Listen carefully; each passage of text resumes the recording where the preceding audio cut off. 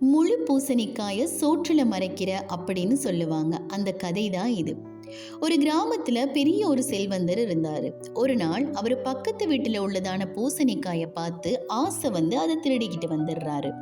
இது ஊர் மக்கள் எல்லாருக்குமே தெரிஞ்சு அவரை எல்லாருமே பூசணிக்காய் திருடன் பூசணிக்காய் திருடன்னு கூப்பிட ஆரம்பிச்சிட்டாங்க.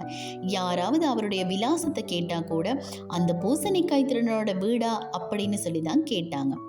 சில காலம் கழிஞ்சதுக்கு பிறகு இவர் இறந்தும் போயிட்டாரு. அவர் இறந்ததுக்கு பிறகு கூட பூசணிக்காய் திருடனோட வீடு அப்படிங்கிற அந்த பேரு மட்டும் மாறவே இல்லை.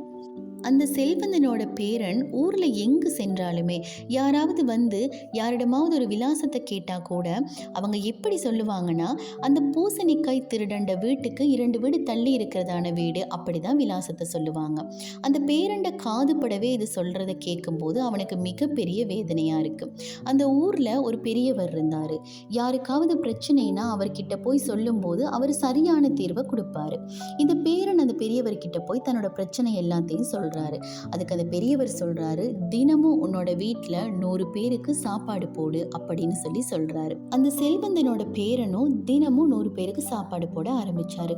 ஒரு நாள் இந்த பேரண்ட காதுபடவே ஒரு நபர் வந்து ஒருத்தர்கிட்ட விலாசத்தை கேட்கும்போது அவர் சொல்றாரு, அங்க ஒரு ஐயா சாப்பாடு போடுறாங்கல்ல, அந்த சாப்பாடு போடுற ஐயாட வீட்டுக்கு 2 வீடு தள்ளி இருக்கிறதான வீடு அப்படின்னு சொல்லி விலாசத்தை சொல்றதை கேட்கும்போது இந்த பேரனுக்கு ஏற்பட்ட சந்தோஷத்துக்கு அளவே இல்லை. பூசணிக்காய் திருடனதை சோறு போட்டு மறைச்சிட்டாரு. இந்த கதையை கேட்கும்போது வேடிக்கையான ஒரு கதையாக தான் இருக்கும். ஆனால் எங்களுடைய வாழ்க்கைக்கு இந்த கதை ரொம்ப பொருத்தமானது தான். இந்த கதையிலிருந்து சொல்ல வர்றது, செய்த தவறை மறைத்தல் அல்ல, நல்லது செய்யும் போது தவறு தானாக மறையும். வேதவசனம் கூட இப்படியாக சொல்லுகிறது. எபிரேயர் 13ஆம் அதிகாரம் 16ஆம் வசனம், அன்றியும் நன்மை செய்யவும் தான தர்மம் பண்ணவும் மறவாதிருங்கள், இப்படிப்பட்ட பலிகள் மேல் தேவன் பிரியமாயிருக்கிறார் என்பதாக.